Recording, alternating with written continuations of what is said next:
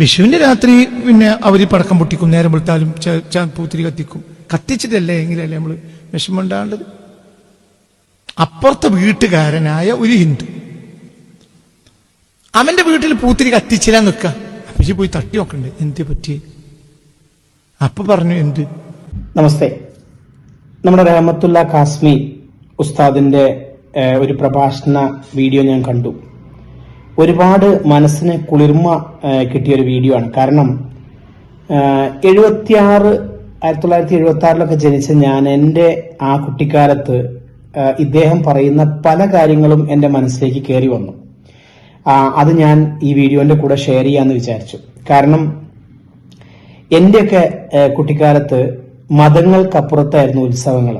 അതായത് ഒരു ഹിന്ദുവിന്റെ ആണോ മുസ്ലിമിന്റെ ആണോ ക്രിസ്ത്യാനിയുടേതാണോ എന്ന് നോക്കാതെ എല്ലാ ആഘോഷങ്ങളും ഉത്സവങ്ങളായിട്ടായിരുന്നു അന്നത്തെ സമയത്ത് നടത്തിക്കൊണ്ടിരുന്നത്.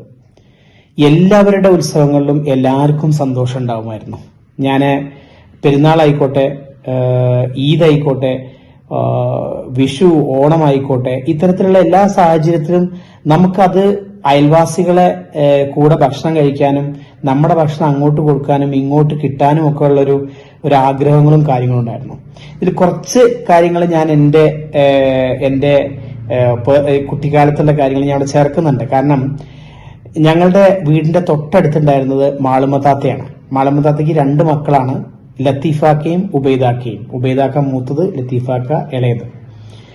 ഉബൈദാക്കാന്റെ ഭാര്യയെ ഞാനും എന്റെ അനിയത്തിയും ജമീലേച്ചി എന്നാണ് വിളിച്ചിരുന്നത്. ജമീല താത്ത എന്നല്ല, ജമീലേച്ചി. അതുപോലെ ലത്തീഫാക്ക കല്യാണം കഴിച്ചപ്പോ ലത്തീഫാക്കയുടെ വൈഫിന് ഞങ്ങള് ജസിച്ചേച്ചി എന്നാണ് വിളിച്ചിരുന്നത്.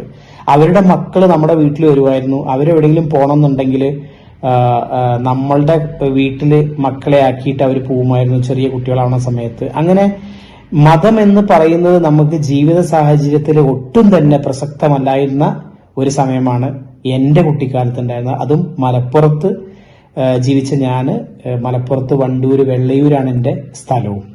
അവർക്ക് വിഷു കഴിക്കാനുള്ള പൈസയും പടക്കം വാങ്ങാനുള്ള പൈസയും കൊടുക്കേണ്ടത് മുസ്ലിമായ എന്റെ കടമയല്ലേ? ആണോ അല്ലേ? അതിന്റെ കടമയാണ്. ഞാൻ ആ ഇസ്ലാമില. എന്തുകൊണ്ട്? അവനെന്റെ അയൽക്കാരനാ. എന്താണ് അത് മനസ്സിലാക്കാത്തത്? ഇതാണ് ദീനടോ. ഇദ്ദേഹം പറഞ്ഞത് വളരെ കറക്റ്റാണ്. കാരണം അത് മുസ്ലിം ആണ് എന്നുള്ളത് കൊണ്ടല്ല, ഒരു അയൽവാസിയുടെ ഉത്സവം നമ്മുടെ ഉത്സവമായിട്ട് നമ്മൾ കണ്ടിരുന്നു. അല്ലാണ്ട് അയാളുടെ മതമോ അയാളുടെ വിശ്വാസമോ നമ്മൾ ഒരിക്കലും ബാധിച്ചിരുന്നില്ല.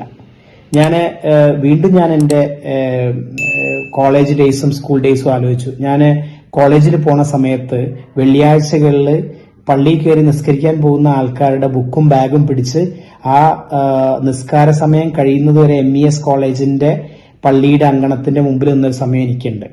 അവരുടെ കൂടെ ഭക്ഷണം കഴിക്കുന്ന സമയമുണ്ട്. എന്റെ വീട്ടിൽ എന്റെ മറ്റു മതക്കാർ വന്ന് ഭക്ഷണം കഴിച്ചിട്ടുണ്ട്. ഞാൻ എത്രയോ നോമ്പുതുറകൾക്ക് എന്റെ കൂടെ പഠിച്ചിരുന്ന ഫസലിന്റെയും ഒക്കെ വീട്ടിൽ പോയത് എനിക്ക് ഓർമ്മയുണ്ട്. അന്ന് നമുക്ക് ഫ്രണ്ട്ഷിപ്പ് എന്ന് പറഞ്ഞു കഴിഞ്ഞാൽ അത് ആളുടെ പേരിലോ അവരുടെ വിശ്വാസത്തിലോ അടിസ്ഥാനപ്പെടുത്തി ആയിരുന്നില്ല.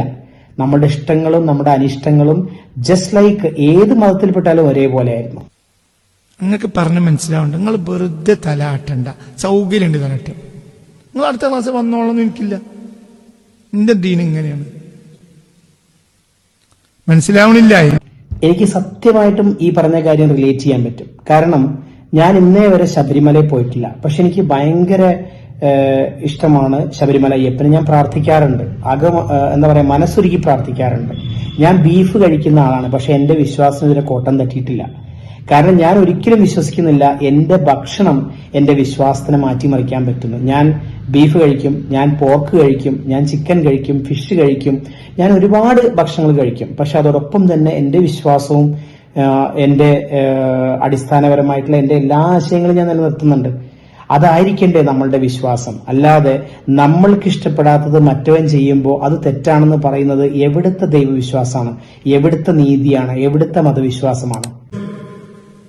ഒരു പടക്കം പൊട്ടിക്കണവരല്ലേ എന്തേ? അപ്പോ ദാസന്റെ ഭാര്യ നമ്മളെ ഭാര്യനോട് പറഞ്ഞു, ഇന്ന് വെക്കുക, ദാസേട്ടന് 2 ആഴ്ച പണിയില്ല എങ്കിൽ ഇനി എന്റെ ബാധ്യത എന്താ? വളരെ കറക്റ്റ് അല്ലേ ഈ പറഞ്ഞത്? അതായത് നമ്മളുടെ തൊട്ടടുത്തുള്ള ഒരാൾക്ക് അയാളുടെ ഒരു ആഘോഷം ആഘോഷിക്കാൻ പറ്റാത്ത അവസ്ഥയുണ്ടെങ്കിൽ ഫസ്റ്റ് ഓഫ് ഓൾ അത് അറിയണം നമ്മൾ എന്തുകൊണ്ടാണെന്ന്. ഇന്നത്തെ സാഹചര്യത്തിൽ തൊട്ടപ്പുറത്തെ വീട്ടിലൊരു പ്രശ്നം നമ്മൾ അറിയാൻ പോലും ചാൻസ് ഇല്ല. കാരണം അത്രത്തോളം അകൽച്ച ഈ സാഹചര്യത്തിൽ നമ്മൾ തമ്മിൽ വന്നിട്ടുണ്ട്. അത് ഈവൻ റിമോട്ടസ്റ്റ് ഓഫ് ദി പ്ലേസിലുള്ള ആൾക്കാർ തമ്മിലാണെങ്കിൽ പോലും അകൽച്ച ഇന്നത്തെ സാഹചര്യത്തിൽ ഉണ്ടായിട്ടുണ്ടെന്നുള്ളതൊരു വാസ്തവമാണ്. ഉണ്ടോ? ഏതോ നാട്ടിൽ എഴുതി വെച്ച ഫിക്ക് ഇവിടെ വായിക്കാറുണ്ട്. നിങ്ങൾ ഇന്നോ ഒഴിവായിക്കളിയും ഞങ്ങളെ കൊടുത്തില്ല. മനുഷ്യത്വത്തിനപ്പുറം ഒരു മതം പഠിപ്പിച്ചിട്ടില്ല. നിങ്ങൾക്ക് പറയണ മനസ്സിലായിട്ടില്ലെങ്കിൽ ഒന്നും കൂടി പറഞ്ഞുതരാം. എത്ര വാലിഡ് ആയിട്ടുള്ള ഒരു പോയിന്റാണ്. നമ്മൾ ഇന്ന് എവിടേക്കോ ഉള്ള ആഘോഷങ്ങൾ നമ്മുടെ ആഘോഷങ്ങളാക്കി മാറ്റുന്നു. നോർത്ത് ഇന്ത്യയിലുള്ള ആഘോഷങ്ങൾ, ബംഗാളിലുള്ള ആഘോഷങ്ങൾ, അങ്ങ് നോർത്ത് ഈസ്റ്റിലുള്ള ആഘോഷങ്ങളൊക്കെ നമ്മൾ ആഘോഷങ്ങളാക്കി മാറ്റുന്നു.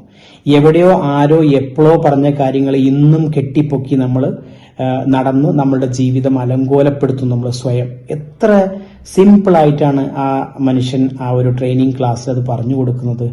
നമ്മൾ മനുഷ്യത്വത്തിനെക്കാട്ടിലും വലിയൊരു ദീന്, ഒരു വിശ്വാസം അല്ലെങ്കിൽ ഒരു നന്മ എന്താ ഉള്ളത്? മനുഷ്യത്വമല്ലേ ഏറ്റവും വലിയ നന്മ. എന്തിനെ കാട്ടിയൊക്കെയെന്നറിയോ? അവരാരെയും പുറത്തുണ്ടോ?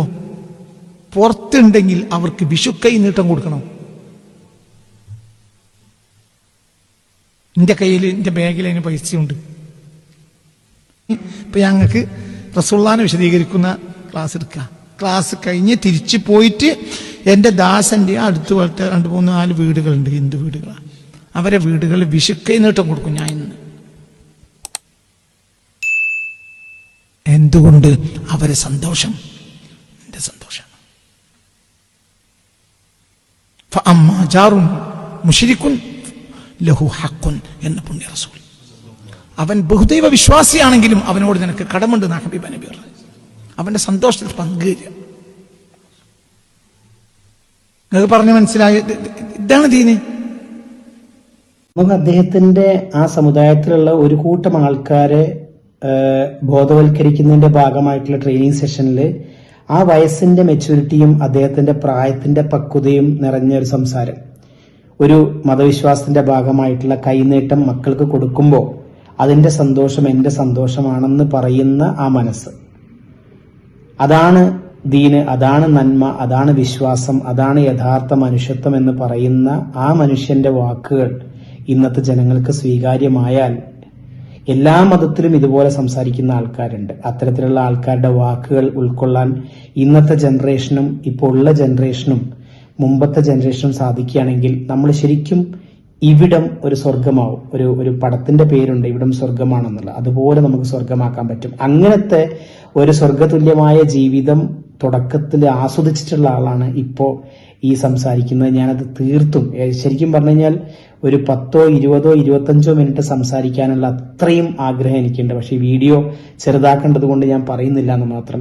ഇത്തരത്തിലുള്ള നല്ല നല്ല ആശയങ്ങൾ സംസാരിക്കുന്ന ഒരുപാട് ആൾക്കാർ നമ്മളെ ഇടയിലേക്ക് വരട്ടെ, ഇത്തരം വീഡിയോസ് വരട്ടെ, നമ്മളെല്ലാവരും നന്നാവട്ടെ എന്ന് അകമഴിഞ്ഞ് പ്രാർത്ഥിക്കുന്നു.